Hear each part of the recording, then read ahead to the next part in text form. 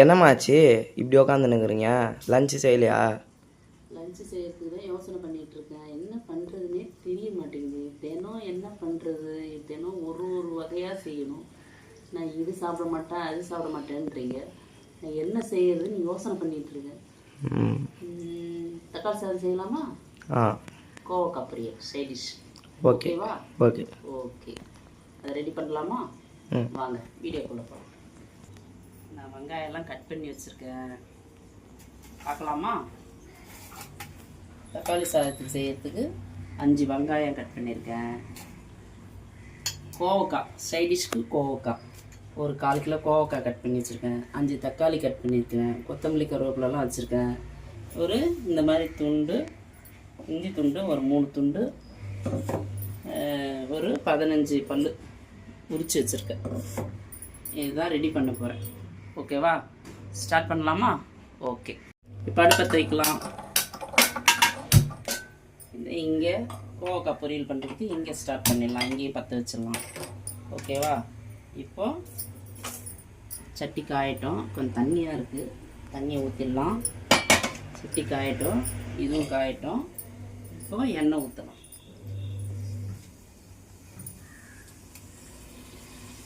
Wait பண்ணுங்கள், சட்டி காயணும்.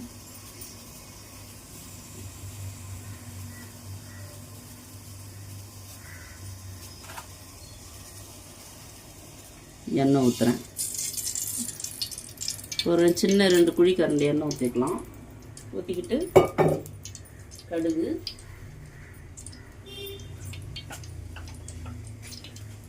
போட்டுக்கலாம். கடுகு ஒரு ஸ்பூன் கடுகு போட்டுக்கிறேன்.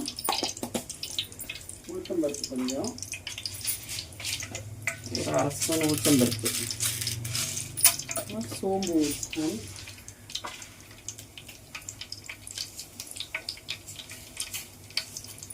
சோம்பு ஒரு ஸ்பூன் போட்டிருக்கேன். கொஞ்சம் பெருங்காயம் கொஞ்சம் போட்டுக்கலாம், கொஞ்சம் வாசனைக்கு.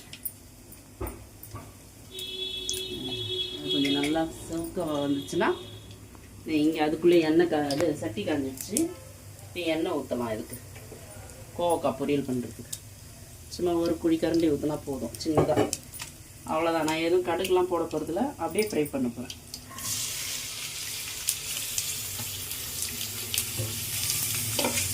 கரண்டி எடுத்துக்கலாம்.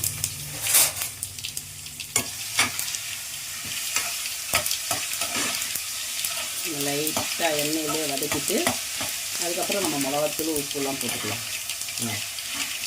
ஓகேவா? அது பொரிஞ்சிச்சு. அடுத்தது வெங்காயம் அரைஞ்சி வச்சுருக்கேன், அது போட்டுடலாம். முதல்ல வெங்காயத்தை போட்டுடலாம். வெங்காயத்தை போட்டுட்டு கரண்டி எடுத்து கிண்டி போட்டு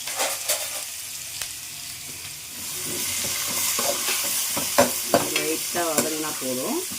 அதுக்கப்புறம் நம்ம தக்காளி போட்டுக்கலாம். அதுக்குள்ளே நான் இந்த இஞ்சி பூண்டை போய் அரைச்சிட்டு வந்துடுறேன். இது அப்படியே வதங்கட்டும். இதுவும் வதங்குது. இதில் உப்பு, மிளகாத்தூள் நான் எவ்வளோ போடுறேன்னா, நான் ஒரு 2 ஸ்பூன் இதில் 2 ஸ்பூன் போடுறேன்.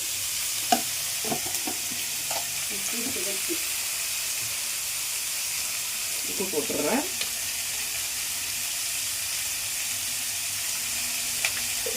அவ்வளோதான். இது அப்படியே வதக்கிட்டு சிறுவை வச்சுட்டுன்னு வச்சுக்கோங்க. அது அப்படியே சுருள நல்லா வெந்துடும். நல்லாயிருக்கும். ட்ரை பண்ணுறதுக்கு இந்த தக்காளி சாதத்துக்கு இந்த சைடிஷ்ஷு ரொம்ப நல்லாயிருக்கும்.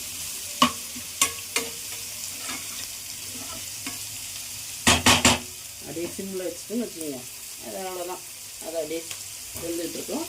அதுக்குள்ளே அதுலேயும் தக்காளி போடணும். போதும். இந்த பதத்தில் வந்து வதங்கினா போதும். ரொம்பலாம் வதங்க வேண்டாம். தக்காளியை போட்டுருவோம். கருவேப்பிலை போட்டுருவோம்.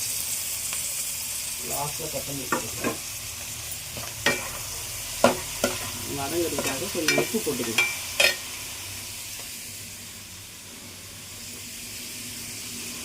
ஒரு ஸ்பூன் உப்பு வதங்கிறதுக்காக.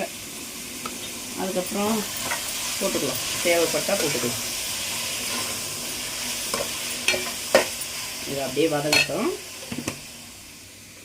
ஓகே,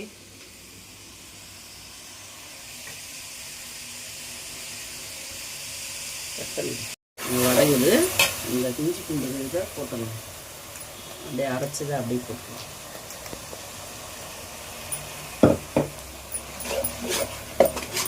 இது போட்டோம்னா ஒரு 5 நிமிஷம் நல்லா வதங்கட்டும். வதங்கினதுக்கப்புறம் மிளகாத்தூள், உப்பு போட்டேன், மஞ்சத்தூள், மிளகாத்தூள் போடணும். இதுக்கு எத்தனை ஸ்பூன்மா? இதுக்கு என்ன ஒரு 3 ஸ்பூன் போடுவேன் மிளகாத்தூள். குழம்பு மிளகாத்தூள், குழம்புக்கு போடுற மிளகாத்தூளே போட்டுருவேன். இல்லை வெறும் மிளகாத்தூளும் போடலாம், அதுவும் போடலாம். வெறும் மிளகாத்தூள் தான் போடுவேன். ஆனால் இப்போ எங்கே அது இப்போ மிளகாத்தூள்லாம் அரைக்கணும், மிளகாலாம் அரைக்காமல் இருக்குது. அதனால் இப்போதைக்கு குழம்பு மிளகாத்தூள் தான் இருக்குது. எப்போவுமே நான் அரைச்சி வச்சுருவேன், பெரும் மிளகா அரைச்சி வச்சுருவேன், தனியாக அரைச்சி வச்சுருவேன். இப்போ அதெல்லாம் காலி ஆயிடுச்சு.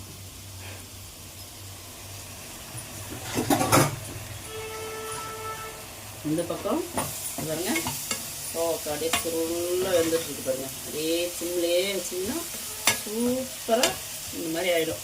நல்லா இன்னும் நல்லா சுருளாக வந்தால் நல்லாயிருக்கும் சாப்பிட்றதுக்கு. தக்காளி சாதத்துக்கு சூப்பராக இருக்கும். அடுத்தது துவையில் அரைக்கிறதுக்கு இதை க்ளீன் பண்ணி வச்சுருக்கேன். புதினா துவையல், இஞ்சி கட் பண்ணி வச்சுருக்கேன். இஞ்சி ஒன்றும் இல்லை, இஞ்சி, புளி, உளுத்தம்பருப்பு, காஞ்ச மிளகாய் இது போட்டு அரைச்சிடுவேன். இந்த பக்கம் பால் காசி வச்சுருக்கேன். ஒன்றும் காஃபி யாருக்கும் கொடுக்கல, எல்லாம் தூங்கிட்டு இருக்காங்க. இனிமேல் தான் செய்யணும். சின்ன ஒரு எழுந்துக்குள்ள சின்ன பையன் தூங்கிட்டே இருக்கான், எழுப்போம். ஆமாம், எழுப்பி விடணும். டைம் ஆகுது, மணி 7:15 ஆகிடுச்சு. இருந்தால் தான் அவர் ப்ரெஷ் பண்ணிவிட்டு காஃபி குடிச்சிட்டு கிளம்புறதுக்கு சரியாக இருக்குங்க. அவர் கிளப்புறதுக்குள்ளே எனக்கு அவ்வளோ நேரம் ஆகிடும். ஒரு 5 நிமிஷம் வரணும்னா கொஞ்சம் நல்லாயிருக்கும். கொஞ்சம் எண்ணெய் பத்தலை, கொஞ்சம் எண்ணெய் ஊற்றிக்கலாம், சும்மா கொஞ்சமாக, அவ்வளோதான். பத்தலைன்னா எண்ணெய் ஊற்றிக்கலாம், அப்போ தான் கொஞ்சம் நல்லாயிருக்கும். இல்லைன்னா ட்ரையாக இருக்கும் தக்காளி சாதம். கொஞ்சம் எண்ணெய் கொஞ்சம் நிறைய திட்டமாக ஊற்றிக்கிறது, கொஞ்சம் ஊற்றிட்டா நல்லாயிருக்கும். நல்லெண்ணெய் தான் பெஸ்ட்டாக? இல்லை நல்லெண்ணெயே செய்யலாம், கடலெண்ணெயே செய்யலாம், அது அவங்கவுங்க விருப்பம். எது ஒன்றாலும் செஞ்சுக்கலாம், அதெல்லாம் ஒன்றும் தப்பே கிடையாது. இப்போ இந்த வெந்துக்கிட்டு இருக்குது, அதுவும் வெந்துக்கிட்டு இருக்குது. அடுத்தது வந்து மிளகாத்தூள் போட போகிறேன். பாருங்கள் எவ்வளோ போடுறேன்னு பாருங்கள்.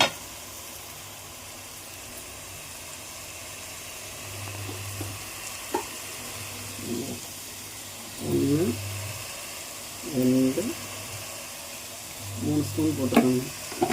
ஓகேவா? கொஞ்சம் போட்டுக்கோ.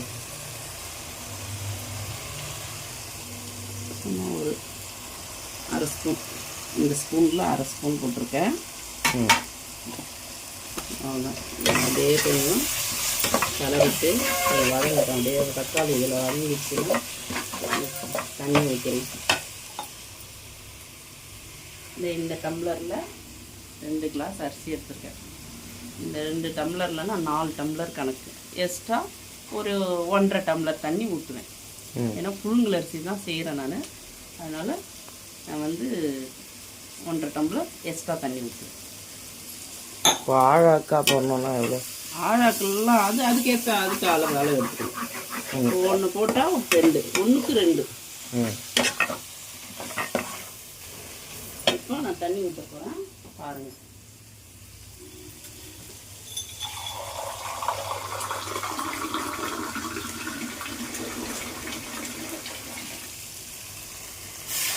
ஒன்று,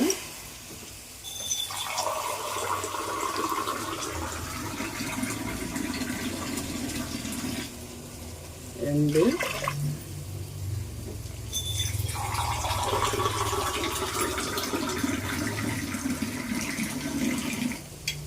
3,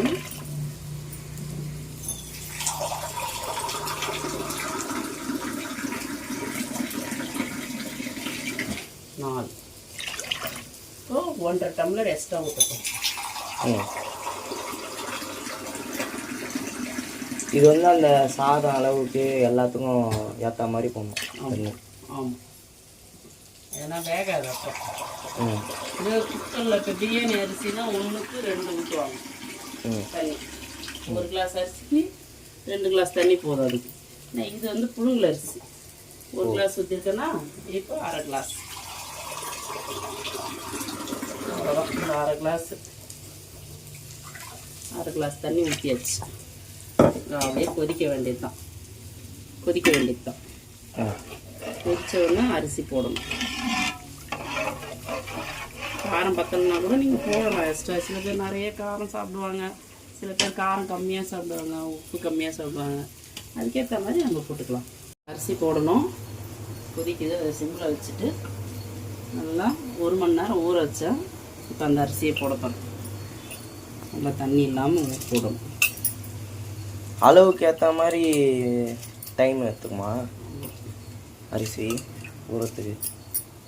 நல்லா ஊறுனா நல்லா வெந்துடும், சீக்கிரம் நல்லாயிருக்கும், சாதம் நல்லாயிருக்கும். அதுக்கு தான் ஊற வைக்கணும். ஊற வச்சு எந்த அரிசியும் போட்டால் தான் நல்லாயிருக்கும். ஊற வைக்காமல் போட்டால் நல்லாயிருக்கும். இது பாரு, சூப்பராக இருந்துச்சு, ஃப்ரை ஆகிடுச்சு. இப்போ இதுக்கு கொஞ்சம் கொத்தமல்லி கருவேப்பிலை போட்டு அவ்வளோதான், க்ளீன் பண்ணணும். இறக்கலாம். இந்த அரிசியை போட்டால் இந்த வேலையும் ஆகிடும். புதினா அடுத்தது புதினா தான் பண்ணணும். எப்போ இது டைம் இருக்குமான்னு தெரியல. இப்போ டிஃபனுக்கு அது தேவை எனக்கு. இல்லைன்னா சட்னி தான் அரைக்கணும். சட்னி தான் அரைச்சிட்டு தோசைக்கு தொட்டுக்கணும். இது அவ்வளோதான். கலரி விட்டுட்டு சிம்மில் வச்சுட்டா கொஞ்சம் கொத்தமல்லி போட்டுருவோம். அவ்வளோதான். கொத்தமல்லி போட்டு வெந்ததுக்கப்புறம் இறக்க வேண்டியது தான். ஓகேவா? ஓகே, இதையும் இறக்கியாச்சு. கடாய் காஞ்சிடுச்சு.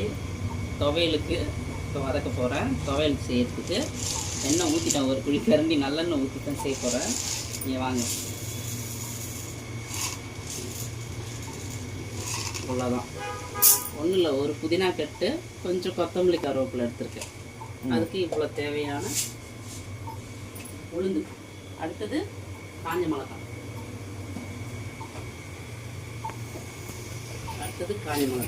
நான் சும்மா காரெல்லாம் கம்மியாக தான் போடுவேன் பசங்களுக்கு. ஒரு 4 காஞ்ச மிளகாய். அப்புறம் இஞ்சி. காரம் அதிகமாக வேணும்னா? காரம் அதிகமாக வேணும் எக்ஸ்ட்ரா ஒரு 2 மிளகா, 1 மிளகா எக்ஸ்ட்ரா போட்டுக்கலாம். இஞ்சி கட் பண்ணி வச்சுருக்கேன், அதை அப்படியே போட்டுக்கலாம். கொஞ்சம் இது கட் பண்ணிடுறேன், ரொம்ப பெருசாக இருக்குது. இஞ்சி இந்த அளவுக்குங்க. லைட்டாக அப்படியே வதங்கணும். பொன்னிறமாக உளுந்து, காஞ்ச மிளகாய், இஞ்சி எல்லாம் கொஞ்சம் லைட்டாக வதங்கணும்னா அடுத்தது புதினா எடுத்து போடணும். புதினா எடுத்து கொஞ்சம் புளி போட்டால் அவ்வளோதான். ஒரு 5 நிமிஷம் வதங்கினா போதும். புதினா போட்டு ஒரு 5 நிமிஷம் வதங்கினா போதும். அங்கே ரெடி ஆகிட்டுருக்கு தக்காளி சாதம். இன்னும் வேகலை. அரிசி இன்னும் கொதிச்சிட்ருக்கு. இப்போது இதில் போட போகிறேன். புதினாவை போதும், செவந்தது போதும். புதினா போட்டோம்னா புதினா, கொத்தமல்லி, கருவேப்பிலை இது 3மே போடுறேன். ஒரு 5 நிமிஷம் வதங்கினா போதும்.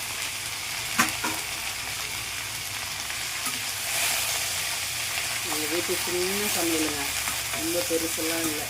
அதனால் இதுலேயே நான் செய்யணும், இதுலேயே எல்லாம் பண்ணணும். பாருங்கள், பாத்திரம்லாம் இருக்குது, தேய்க்கணும். பசங்களை ஸ்கூலுக்கு அனுப்பிட்டு தான் நான் இதெல்லாம் பண்ணணும், க்ளீன் பண்ணணும். இது வரைக்கும் பரபரப்பாக இருக்கும். அவ்வளோதான். ஒரு 5 நிமிஷம் வதங்கினா போடுங்க. கொஞ்சம் துண்டு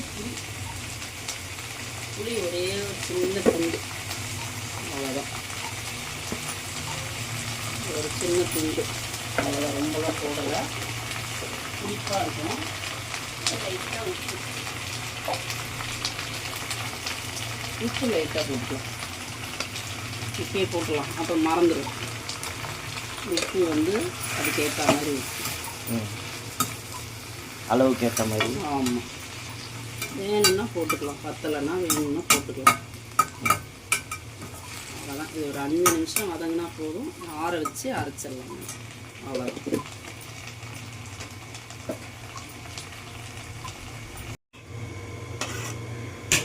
அவ்வளோதாங்க, தக்காளி சாதம் ரெடி ஆயிடுச்சு. அவ்வளோதான், லஞ்சு கட்டிட வேண்டியதான். எல்லாமே முடிஞ்சிடுச்சு வேலை. இனிமேல் பாத்திரம் தேய்க்கணும், மற்ற வேலைலாம் இருக்குது. ஓகேவா? பாய்.